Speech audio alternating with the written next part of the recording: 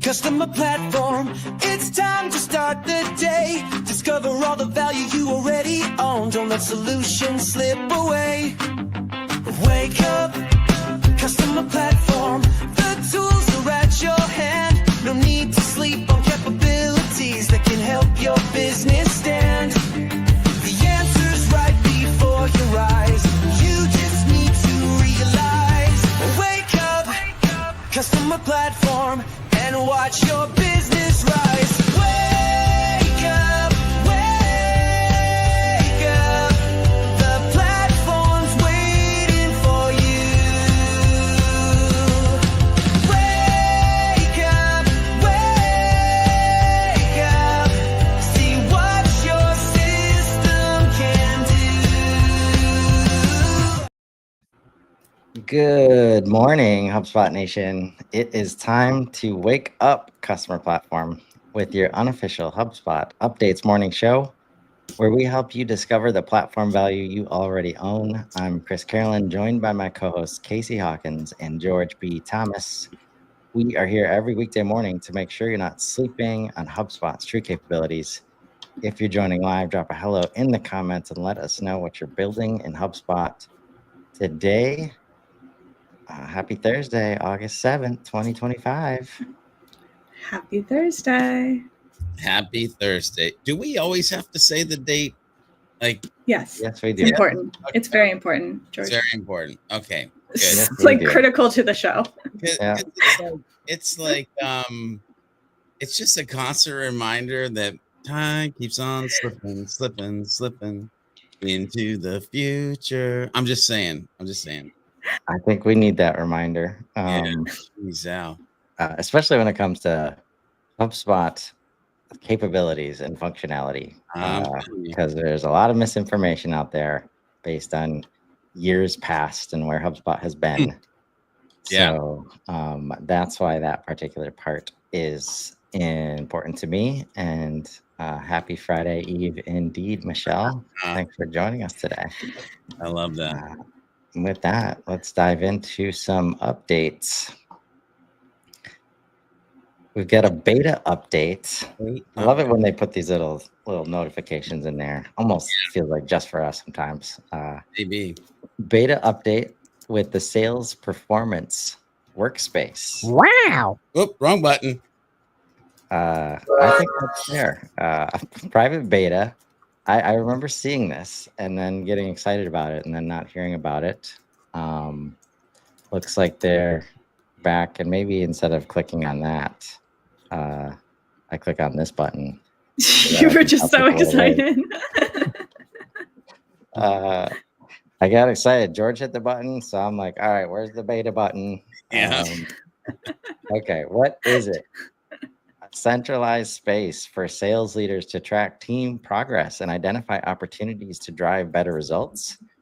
It brings together the scattered tools they use to understand if their reps are on track to meet their goals, with proactive insights and summaries to help them spot patterns in their team's activity.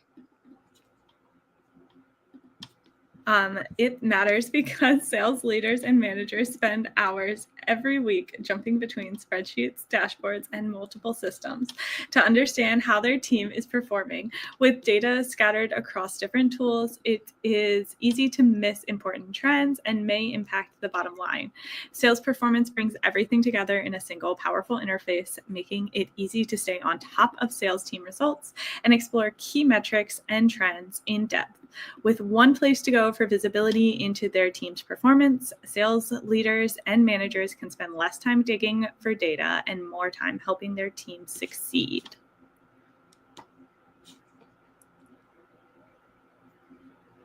There's a lot of screenshots in here, which I like. And these screenshots are vital too. Like if you're looking at this before you turn it on, like I love that in the first screenshot, there's the tab of risks, wins, and trends that you can flip through. And it looks like that might be powered a little bit by the last screenshot, which is like sales performance insights. And then you've got like deal win rate, deal creation, at-risk deals, unstructured. And like you can show or hide these certain things and then give them like quarter or week or number of days for your organization. So I like that it's customizable. I like that it's bringing this stuff to the top. I love this tab idea too. It's like one area, but multiple things. Yeah. Not to mention there's a leaderboard. I'm not competitive at all. At all. If you ask my family to play Monopoly, they'll definitely say no. Anyway, not why we're here. Yeah. Good to see this. They are like anything we can do to stop people from using all the spreadsheets and all the tools that they've been forced to use to get a complete picture of what's happening on their team.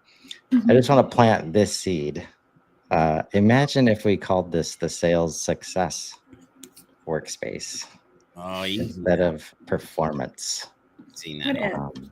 What if? Yeah. Maybe. Or imagine if we called the customer success workspace customer performance. No, that's a terrible idea. Yeah. Yeah. Configurable action rate limits on custom code actions and webhook actions. What is it? Introducing configurable rate limits for the custom code and webhook actions and workflows. This feature is an elegant native solution, if HubSpot does say so themselves, right? That gives you more control over how quickly these actions should execute. Note that using any actions with configurable rate limits will consequently also impact all of the following actions in the workflow as well. Why does this matter? By default, workflow actions execute as fast as possible.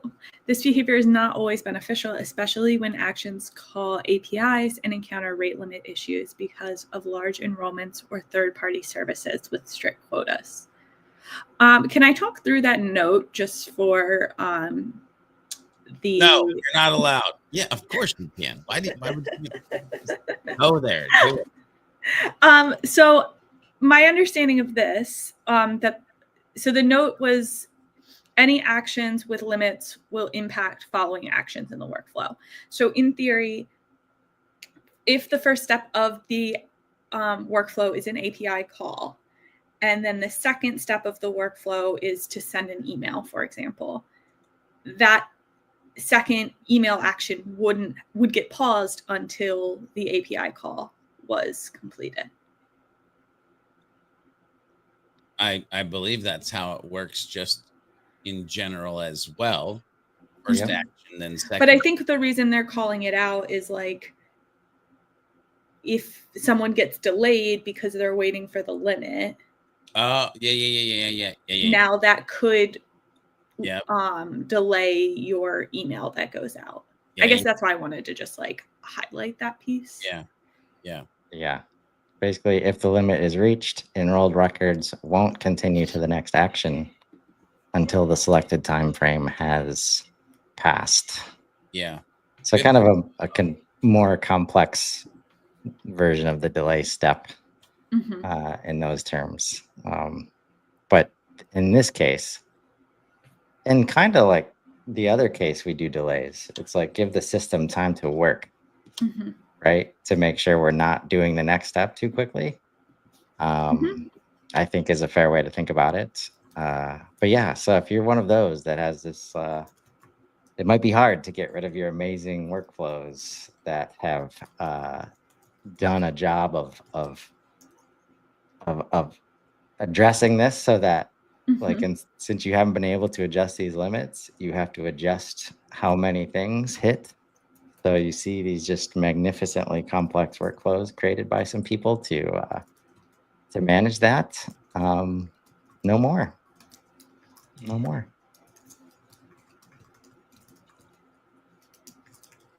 Automation Overview AI-powered recommendations is a private beta and scheduled for release expected August 13th, 2025. What is it? You can now see AI-powered automation suggestions based on how your team uses HubSpot directly on the automation overview page.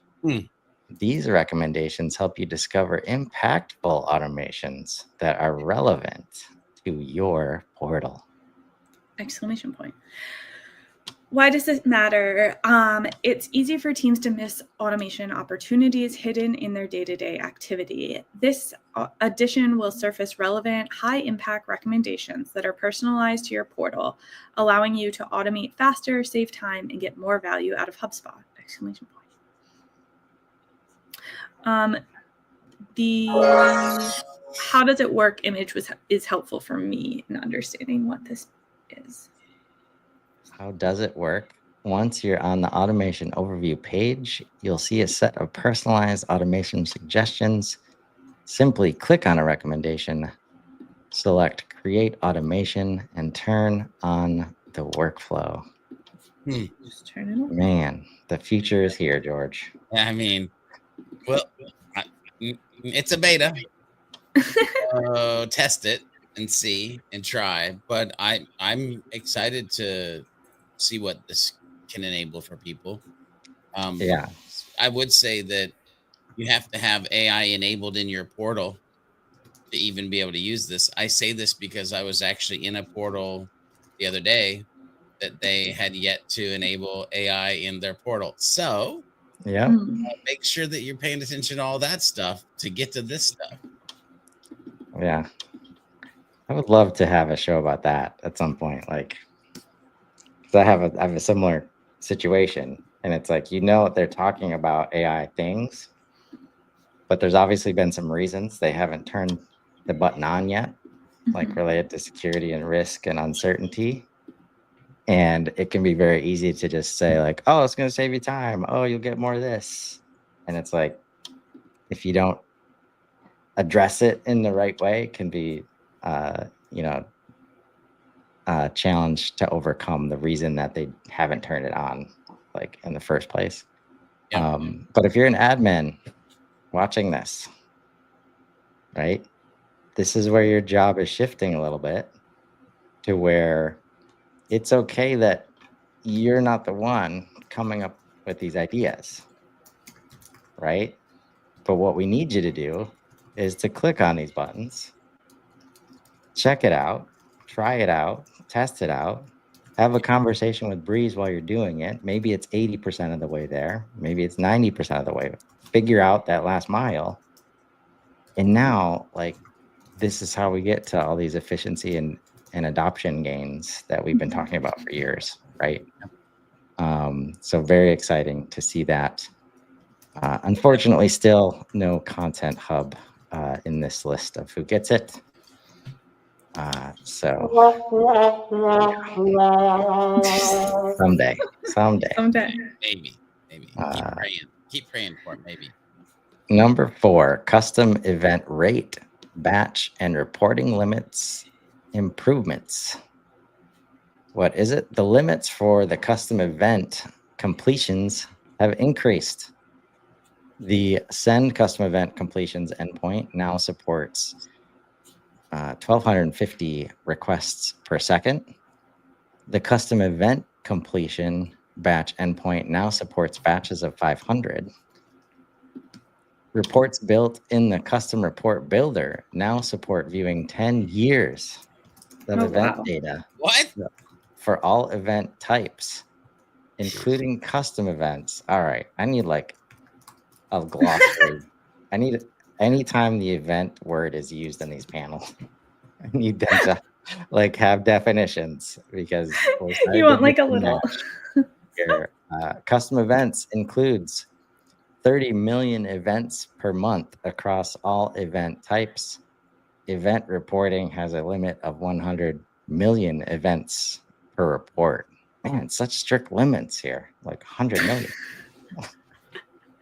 This matters because understanding all of your data is critical to your business and helps you make data-driven decisions. Supportive rate, batch, and reporting limits ensure your data makes it to HubSpot and you can analyze across relevant time ranges. Do we know what the rates previously were? Not important. Not important. We've got new. I'm just like, were people hitting limits? Because these limits seem. Oh yeah. Outright. Yeah. Okay. I mean, this is so. My understanding of one of the primary use cases is understanding behavioral data. So, like at Foundly, we have Marketplace. We're integrating. Like, not everything fits inside of a data model as we think about it. But when people are clicking across pages or clicking buttons, you can create custom events to track that, right? So while it's crazy to think about, 1,250 requests per second, we know that there are sizes of businesses that have that much traffic on their website or in their application, HubSpot probably being one of them. They probably did this for themselves. So it's very possible. And this is available at the enterprise level. Just be careful as you're in the reporting tools, like to always confirm events and custom events and marketing events, and just take care in that word as you're playing around. Number 5. Add active contact list to campaigns. Public beta. This feels like a big deal. It does feel like a big deal. I agree. What is it? You can now add active contact lists to your campaigns, saving time, reducing manual work, and giving you more confidence in how you manage campaign-related contacts. This matters because unlike static lists, active lists update automatically based on criteria you define. Really? This means, hey, I also started laughing, but this is actually important for a lot of people. Let's be honest, somebody watching this might not know the difference between active and static lists. So I'm sorry. Start over, Casey. My bad. I shouldn't have been an idiot at that point. This means you no longer need to manually update or replace lists as contacts move through the journey, meet eligibility criteria, or become disqualified. Whether you're using lists for lifecycle segmentation, reporting purposes, or internal operations, associating active lists with your campaigns helps you ensure they always reflect the most relevant and up-to-date contacts. While list-level reporting is still limited, the ability to track real-time changes in list membership offers directional insight into how your campaigns are evolving without the manual work. I have a question for a Salesforce person who is not I. And I'm probably not in this room, but one of the I work in a lot of portals that are HubSpot Salesforce portals. And a pain point tends to be the use of the term campaign, which is very different in Salesforce versus HubSpot, and it can cause a lot of confusion. One of the major points of confusion is Salesforce uses campaign members. I'm almost wondering if the ability to have these active lists could be a proxy for campaign members. No, you don't love it, George. I don't, no, I'm not. That sigh was not. I'll go with a maybe on that. Maybe. My brain did not go to the Salesforce side of this. My brain went to imagine how you're going to feel when your campaign is actually reality. Meaning the humans can ebb and flow in and out of that list. Meaning your campaign can be doing great, and then all of a sudden it could be doing. So do you think that's the reason we haven't had active lists yet? It's because we didn't know how to handle that number going down? I don't know. I don't know. But here's the thing. I also want people I feel like this is yay. This is awesome. Which to me, immediately I put a flag in the sand and say, yay, be strategic. Because like if you're the type of human who has used one list for multiple reasons, this might not be a reason to use that list for multiple reasons that can impact it. And then all of a sudden you jack up your campaign. Like, I'm just saying, be thoughtful in what you're creating the list around and to then add it to the campaign for it to make sense as things ebb and flow versus being this historic static mindset. That's all I'm saying. Yeah.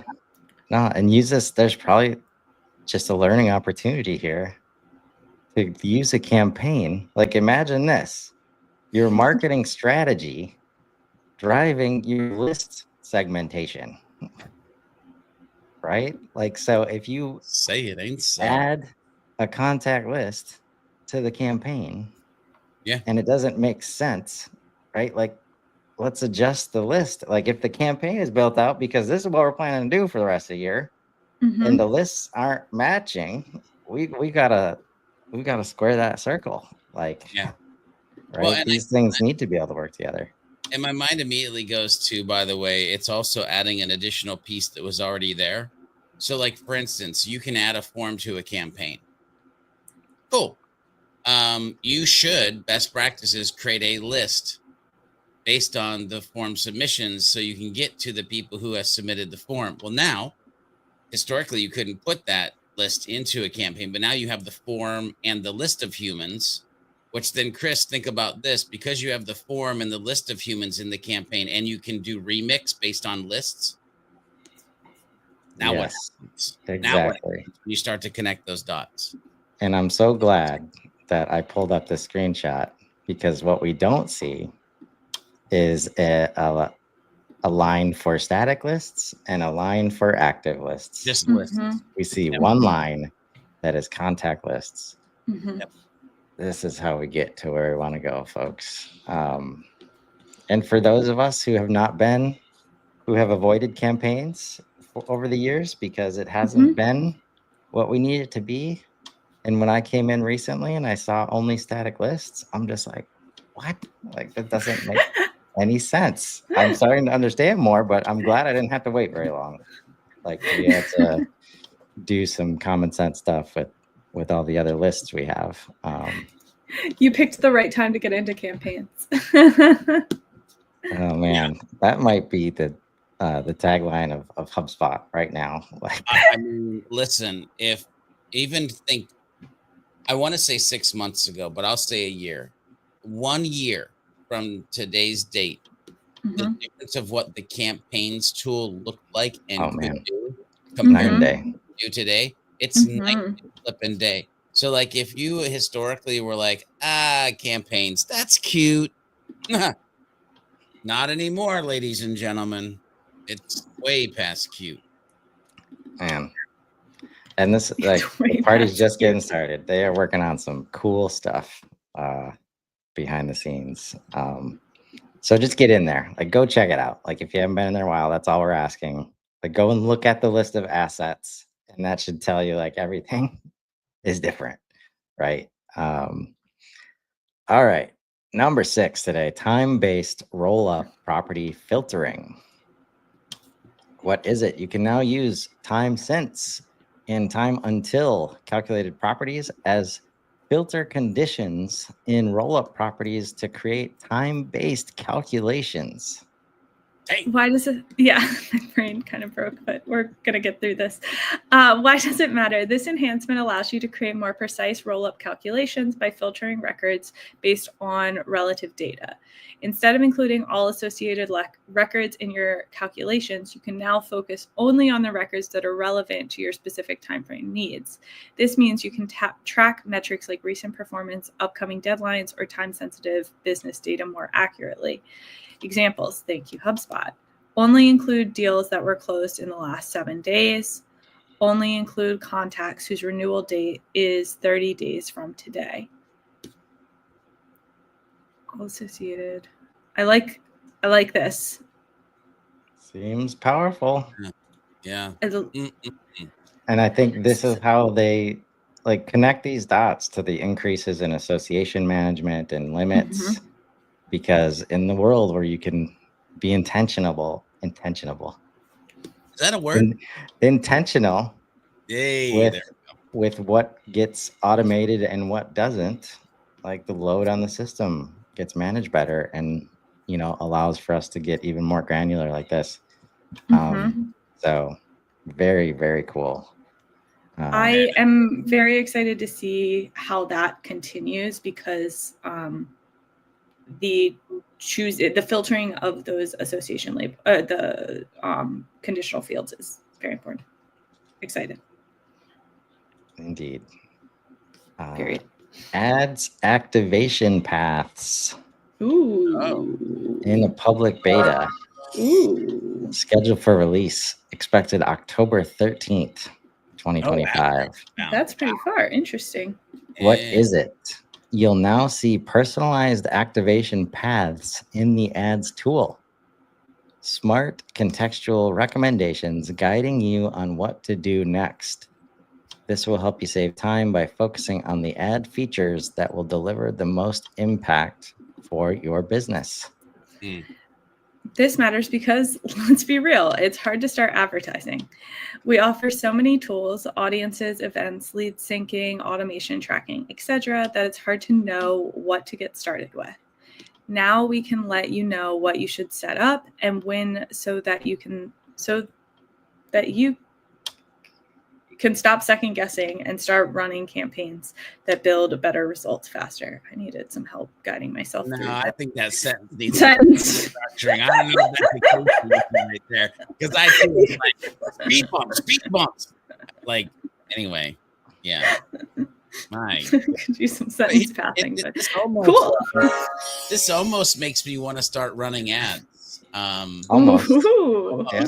But listen, historically, I just haven't been, I know a lot of you are out there, but historically, I just haven't been a big ads guy. I've been like a 2012 inbound content purist. But this, like, I'm like, oh, okay, maybe should I give it a shot? Should I try it now? And then also the other mindset that came to my brain when I saw this is like, man, how long before HubSpot's just running all the businesses? Not long, my friend. Dang. But be strong. I think you can persist without. Chris is saying, hold off. Okay. You're doing all right. I think you're doing all right, George. I mean, we're still in business. I guess that's a bonus. All right. Last for today, enhancements to options formatting in property export file. I've been enjoying this. I'll be honest. What is it? Property options now display in a simplified, easily readable format in the property export file. This matters because this change makes the property export file easier to read and work with. Previously, options were exported in a structured format like this. Before, it was label yes, value true, label no, value false. They will now appear as a simplified text, yes, true, no, false. For enumeration properties, the options column will now have a simplified format. Yep. Just look at the number of characters here. Label yes. Versus the number of characters here. Indeed, George. Like, man, efficiencies abound. Yep. Abound. Indeed, they do. Remember, folks, you probably already own the solution you're looking for in HubSpot, and maybe it's time-based roll-up property filtering. Nice choice. Waiting for him to say ads. Yeah, I was definitely not saying ads. Nice choice. Sometimes you just need to wake up to it. Join us tomorrow morning live at 7:30 a.m. Central, or catch us anytime on Spotify and Apple Music. Drop your biggest takeaway in the comments and let us know what capabilities you want to wake up to next. Until then, I'm Chris Carolan. I'm Casey Hawkins. And I'm George B. Thomas. And this has been Wake Up Customer Platform. Now go build something amazing. Have a great day, everybody.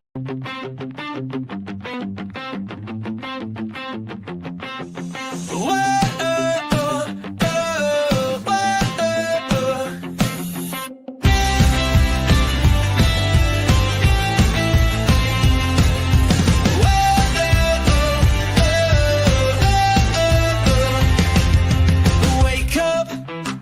Customer platform, it's time to start the day. Discover all the value you already own. Don't let solutions slip away. Wake up, customer platform. The tools are at your hand. No need to sleep on capabilities that can help your business stand. The answer's right before your eyes. You just need to realize.